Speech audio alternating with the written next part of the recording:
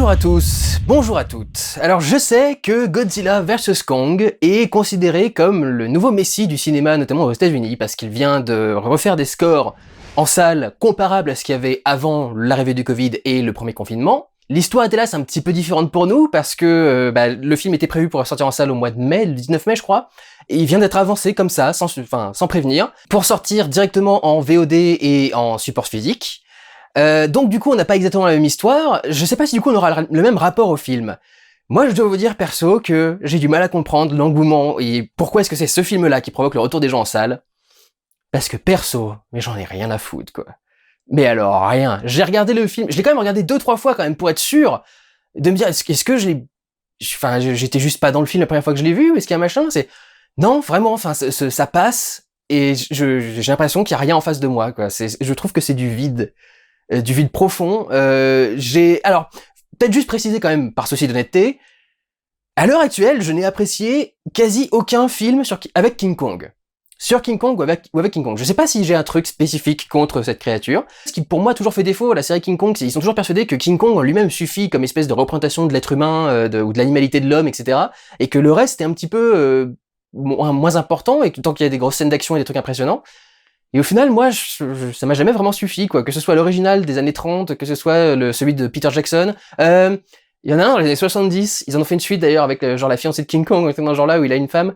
Ceux-là étaient pas trop dégueux, notamment parce qu'il y avait un couple au milieu qui était assez attachant, qui était assez intéressant, et la meuf du couple devenait la blonde, il est toujours obligé de kidnapper une blonde, King Kong, dans sa main, sauf dans cette version-là. Celui-là m'avait un petit peu plus plu, mais alors, que ce soit Skull Island ou celui-ci, Godzilla vs Kong, rien du tout, quoi. Skull Island, Kong Skull Island, c'est dommage, parce qu'il y avait quelque chose dedans, mais tu sens que ça a été un peu étouffé dans l'œuf. Il y a un truc bizarre autour de Kong Skull Island. Il y a beaucoup d'idées intéressantes, créatives, visuellement, mais tout le reste est complètement en bordel.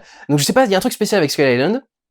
Mais manifestement, c'est ma série noire, les Kong, les films avec King Kong, c'est pas du tout un truc qui m'attire. Manifestement, quoi. Ou alors, c'est une question de ce film-là, en particulier, que je trouve pas du tout aussi intéressant que le Godzilla 2 par exemple, qui pour moi était une perfection au niveau du film de destruction, quoi. Il y avait les personnages qui étaient suffisamment développés pour être intéressants et suffisamment superficiels pour laisser la place au kaiju et à ce qui se passe à l'écran. Visuellement c'était dantesque, il y avait tous ces trucs avec des cataclysmes gigantesques, il y avait partout, etc.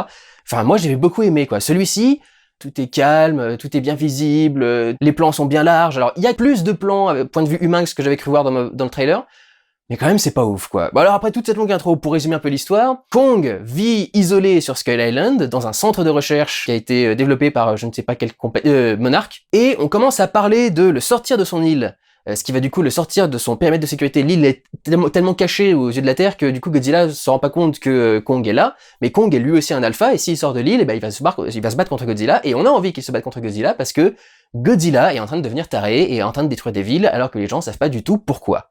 Ce qui est plus le comportement habituel de Godzilla, mais cela dit, ça dépend. En fonction des films, des fois il nous aide, des fois il est méchant, etc. Mais là, du coup, voilà, Godzilla fout la merde, et donc on va lui opposer Kong. Donc le film est une opposition, un clash entre la nature représentée par Godzilla, qui est donc l'incarnation étant nucléaire, etc., et l'incarnation de la nature, du vivant lui-même, quoi, en général, et on a Kong, qui représente l'être humain, puisque c'est un singe, du coup, et tous deux se battent donc pour la suprématie du monde. Du coup, Kong est au centre du film, et ils ont essayé quelques trucs pour qu'on essaie de s'attacher à lui, notamment essayer de l'humaniser. Il y a notamment une scène au début où on voit Kong se réveiller le matin et marcher tranquillement dans un lac en se grattant le cul parce qu'il est pas bien réveillé, aller sous la douche parce qu'il va sous une cascade et donc il arrive sous l'eau, etc. Et il fait un peu sa petite vie avec une petite musique un peu 60s, 70s qui est un petit peu à la cool. Alors je sais pas du tout pourquoi. La sélection musicale, j'ai du mal à comprendre dans ce film. Donc il y a ce coup du réveil au début pour essayer de le rendre plus humain, et puis il y a le fait de le faire parler, puisque Kong dans ce film va commencer à signer.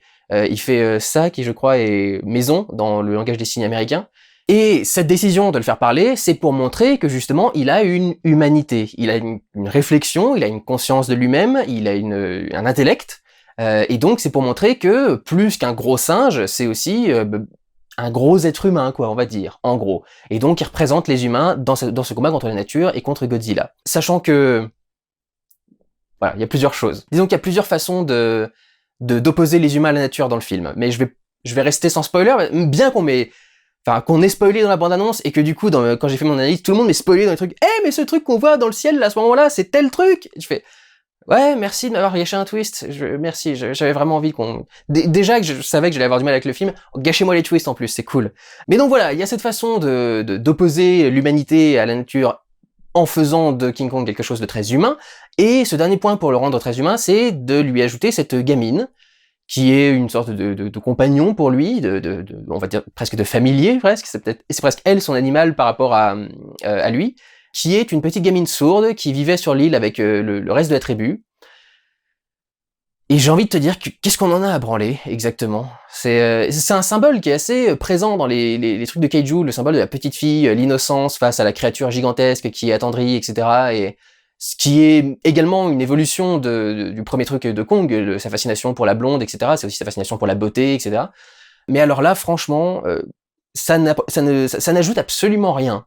Ça ne change absolument rien que ces personnages aient l'histoire qu'ils ont, ça ne change absolument rien qu'ils existent. Ils auraient pu tous partir du film, ça n'aurait rien changé. À une exception près, il y a un groupe qui fait une action utile par rapport à la grosse baston de kaiju, mais sinon, les autres personnages ne servent absolument à rien, je ne sais pas pourquoi ils sont là, je ne sais pas pourquoi ils sont aussi nombreux eux-mêmes.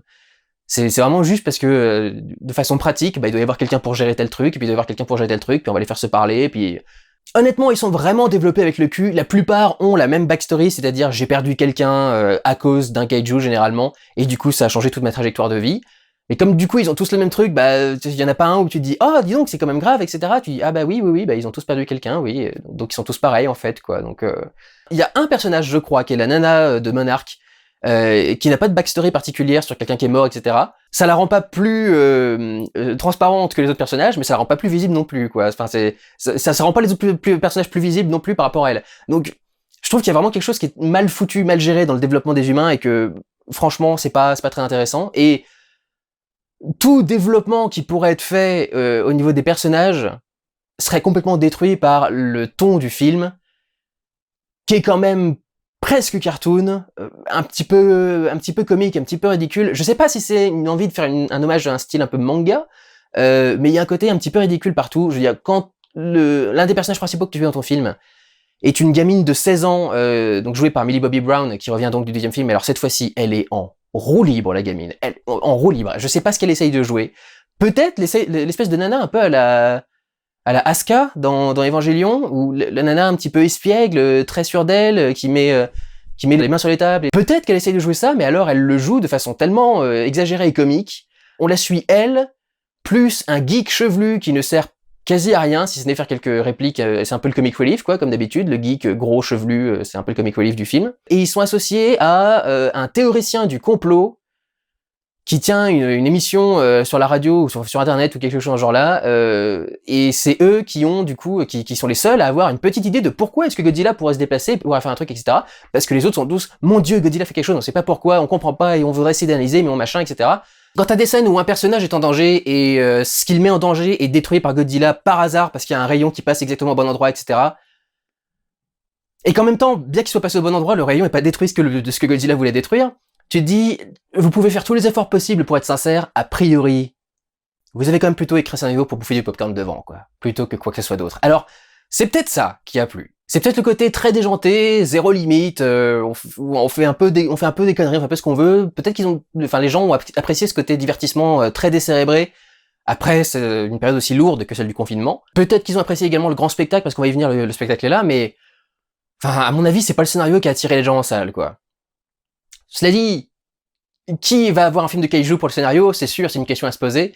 Enfin, il y a un minimum quand même à faire, quoi. Il y a des trucs qui sont particuliers. Moi, je trouve que tout le délire sur la Terre creuse, il est un peu particulier. D'un côté, c'était le genre de délire qui était crédible à l'époque où Godzilla a été créé. À l'époque, on découvrait un petit peu toutes les sciences et tous les domaines, etc. Donc on pouvait avoir des théories encore un peu farfelues. Mais c'est vrai que quand tu rajoutes ça en plus dans le truc, bon, ça ajoute un côté un petit peu débile, d'autant que je comprends pas comment le truc fonctionne. Parce qu'a priori, le truc est au centre de la Terre.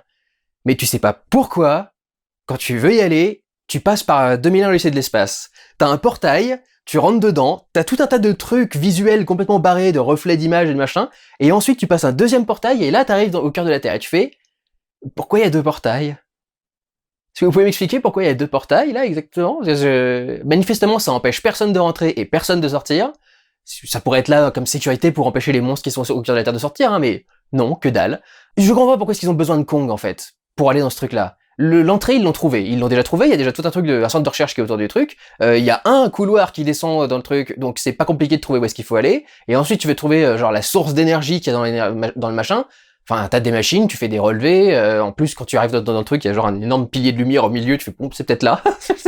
Donc, j'ai pas compris pourquoi est-ce qu'il fallait que Kong soit là, quoi. C'est important pour que lui il récupère un objet, pour qu'il ait une certaine progression, un certain parcours.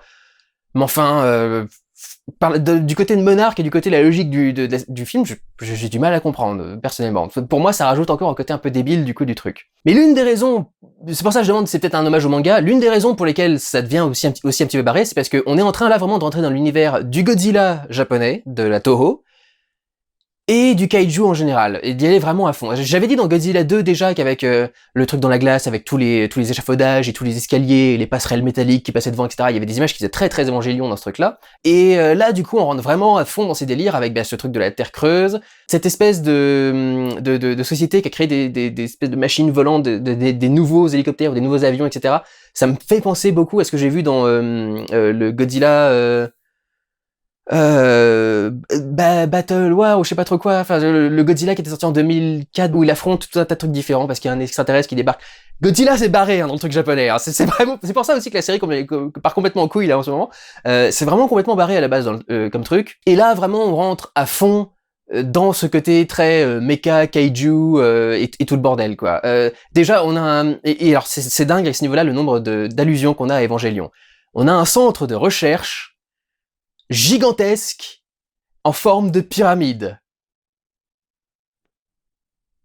Quand même Quand même, quoi. On a une scène qui est presque exactement la scène où il y a Gendo Ikari qui est en train de regarder l'Eva 00 en train de péter un câble et de taper contre la fenêtre pour l'atteindre, etc. Il y a presque la même scène du coup dans ce truc-là. Et il y a toute la séquence qui est sur le bateau. Je vous l'avais déjà dit dans l'analyse du trailer, ça. Toute la scène qui est dans le bateau, elle est vachement inspirée d'un épisode d'Evangelion où justement on avait ce truc avec des kaiju gigantesques qui sautent de bateau en bateau, etc. Alors je comprends que Kong flotte sur les bateaux. C'est vrai que c'est particulier que les bateaux résistent à l'impact quand ils tombent dessus, parce que quand même là, putain, ils sont vachement robustes. Donc tu vois quand même très clairement toutes les allusions qui sont faites à la culture japonaise, et quelque part, je peux pas en vouloir au film pour ça.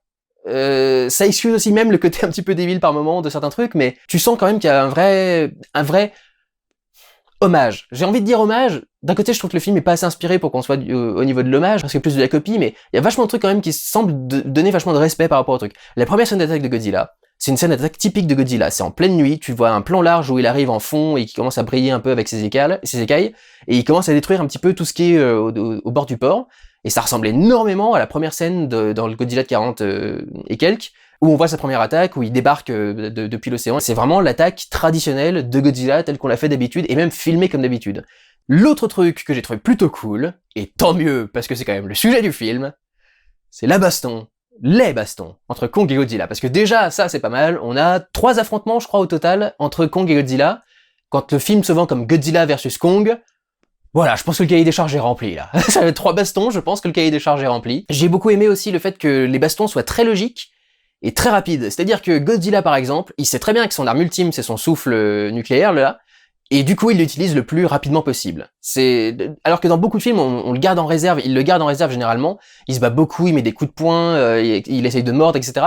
Et au bout de 45 minutes, le mec se décide, ah tiens, je vais peut-être lui cracher un petit peu un truc du feu dans la gueule. Là, grosso modo, quand Godzilla arrive quelque part, il commence presque directement à envoyer son rayon de feu, et c'est limite quand ça échoue qu'il commence à passer à une autre étape.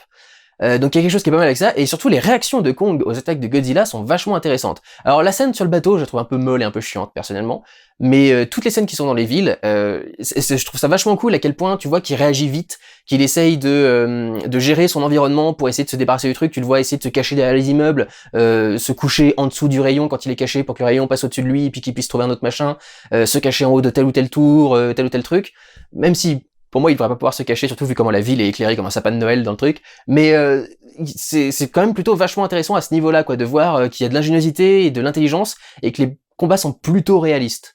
Quand il y a une solution facile, les monstres la font le plus rapidement possible et c'est après qu'ils essayent de trouver d'autres solutions. Donc ces scènes-là, je les trouvais vraiment sympas, mais alors en plus, justement, ces scènes dans la ville, entre les simulations de lumière et les simulations de destruction d'immeubles, En tant que fan d'effets spéciaux, je dois avouer que quand j'ai vu les bâtiments s'exploser parce que Kong envoie Godzilla dedans ou inverse, j'ai vu le truc, j'ai fait ah mon dieu, les heures de calcul pour arriver à ces trucs, ça a dû être monstrueux. Approprié pour un film de kaiju, mais vraiment la destruction est assez totale. Ils ont le champ de bataille parfait pour que ça fasse des dégâts et que ce soit impressionnant et que ce soit aussi ingénieux, je vous l'ai dit, en se cachant dans le décor pour essayer d'échapper au truc. Et puis, comme je dis, il y a un peu plus de plans à hauteur d'homme pour les filmer que ce que je croyais. Mais malgré tout, ils ont quand même beaucoup trop écouté les critiques des spectateurs par rapport au premier Godzilla et par rapport à Godzilla 2, je crois. Kong, je suis pas sûr. Mais du coup, maintenant, ça y est, quasi tous les plans sont larges pour qu'on voit quasi toujours le truc, et il y a jamais de tempête, il y a jamais de pluie, il y a jamais de vent, il y a jamais de brume, il y a jamais de machin. Donc tout est super dégagé, super clean, etc. Pour moi, ça retire un peu du sentiment de grandiose. Le fait que ce soit clean, un peu moins, enfin, c'est le moins important, mais les plans qui sont pas vraiment à hauteur d'homme, pour moi, ça gâche tout, quoi. D'un autre côté, je les comprends, ces personnages humains sont inintéressants au possible, donc je nous aurais pas vu passer beaucoup de temps avec eux et donc avoir beaucoup de plans de leur point de vue à eux, mais je trouvais que c'était quelque chose qui avait été infiniment mieux géré par Gareth Edwards dans le premier Godzilla et par, je sais plus comment s'appelle le réalisateur de Godzilla 2, mais il avait fait du bon boulot. Monsieur dont je me souviens pas le nom, vous avez fait du bon boulot. Ici, je dois dire un petit peu moins. J'ai noté genre 4-5 plans qui sont un peu des moments de bravoure du film, qui sont un peu créatifs et un peu intéressants. Il y a un plan où il y a Godzilla et Kong qui sont en train de se battre. La caméra est sur Godzilla, elle se met la tête en arrière, elle continue sa rotation à 360 degrés, elle filme l'océan, et quand elle revient sur Godzilla, pouf, patate sur Godzilla. Et là, pour le coup, il y a une dynamique et un timing du plan et une façon de penser le mouvement et tout qui est pour le coup vachement réussi et vachement intéressante. Celui-ci, je l'ai beaucoup aimé. On a un plan qui montre Godzilla arriver sous un pont et le plan est plus ou moins en plan séquence, avec un point de vue humain qui est sous le pont, où on voit Godzilla sortir, on le voit arriver, on le voit commencer à taper avec ses épines et son dos sur le pont, et du coup, la personne suit Godzilla en train de passer, puis se rend compte du chaos qui est autour de lui, lève la tête et voit une voiture qui lui tombe sur la gueule. Et ce plan-là, du coup, est assez surprenant, parce que tu t'attends pas du tout à voir une voiture te tomber sur la gueule dans ce truc-là, et il y a un côté un peu plan épaule, un peu réaliste, etc., donc c'est un plan qui passe bien. Il y a un plan qui est assez rigolo, qui est rigolo, en tout cas qui est joli, qui est à l'intérieur d'un bureau, pendant que le bureau se fait détruire. Et puis il y a pas mal de plans larges qui sont intéressants, et certains plans notamment dans la Terre creuse qui sont particulièrement jolis. Ça fait des illustrations qui sont un petit peu surréalistes, et il y a des choix en même temps dans ce qui est montré, dans les textures, notamment dans les couleurs. Il y a plusieurs minéraux étranges sur cette Terre creuse qui sont très bleus, et comme l'ambiance est très jaunâtre, ou plutôt orangée même, ces petits points de bleu dans le orange ressortent complètement. C'est tellement opposé l'un à l'autre que ça ressort complètement et ça fait quelque chose de très particulier dans les images qui ressemblerait presque à un défaut, genre la caméra reçoit trop de lumière et elle bug et elle affiche du noir, en tout cas dans ce genre-là, mais qui en même temps est très esthétique avec ce bleu qui est très pétant et mélangé du coup au orange. Et tout le film, au niveau de la lumière et de la direction de la photographie, travaille à faire des oppositions de couleurs extrêmement fortes. Du vert et du jaune, du bleu et du mauve, du rouge et du bleu. Enfin, si on regarde dans la ville à la fin, chaque immeuble a une lumière différente presque, donc tour à tour, la scène est éclairée en mauve, en jaune, en rouge, en blanc. Il y a beaucoup de travail des couleurs qui, à mon avis, je l'avais déjà dit dans l'analyse des trailers, sont faits pour s'excuser par rapport à tous les posters qu'il y avait eu pour Godzilla 2, qui étaient remplis de couleurs, qui étaient de très belles illustrations, etc. Et dans le film, il y avait très peu de couleurs, parce qu'il y avait surtout beaucoup de pluie et beaucoup de neige et beaucoup de trucs dans ce genre-là, même s'il y avait quand même des ambiances assez colorées. Je pense qu'ils ont aussi déduit que ça avait bien marché dans Kong Skull Island, parce que Skull Island aussi avait fait beaucoup d'oppositions de couleurs, comme ça, très marquées. La fumée verte, les arbres très blancs, les trucs dans ce genre-là.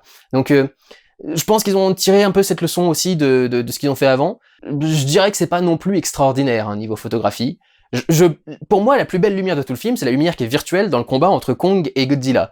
Je crois que c'est à Hong Kong, hein, qui est dans leur centre de recherche, mais c'est vraiment pour moi le seul lieu où la lumière est... Vraiment, je me suis arrêté devant la lumière, je fais « Ah ouais, non, quand même, quoi. » Mais sinon, la lumière, c'est bien travaillé, c'est esthétique, c'est joli, mais jamais vraiment d'effet waouh. Et puis souvent, un effet un petit peu trop... Enfin, par exemple, quand on est dans la scène avec le bateau, l'éclairage qui vient du ciel et les lens flares et tout ça sont un peu trop fat, etc. Je trouve que c'est un peu trop exagéré en général. Mais c'est pas dégueu, c'est pas moche. C'est esthétiquement travaillé, quoi, c'est plutôt joli.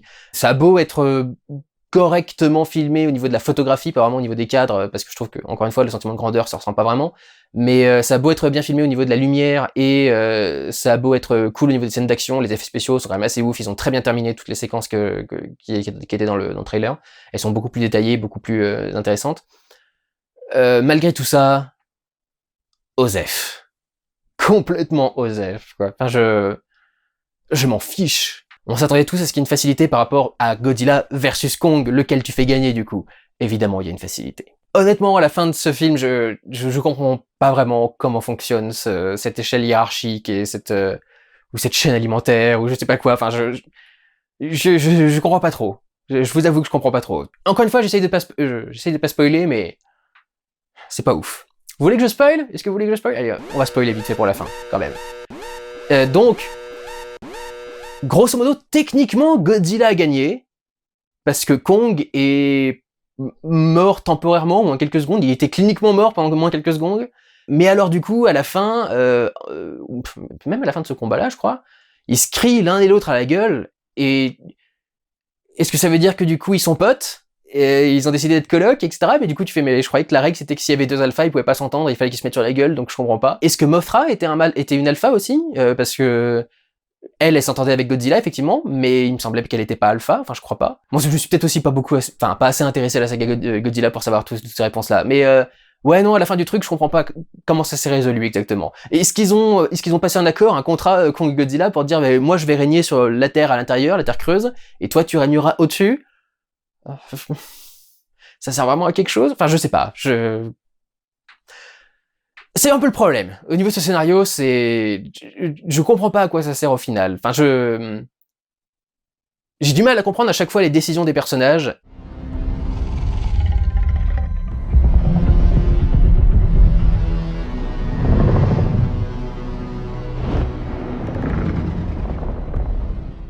Donc,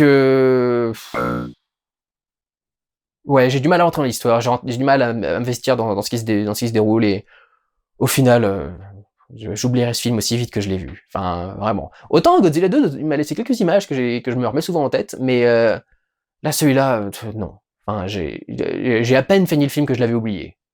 Donc, en ce qui me concerne, RAF, rien à foutre.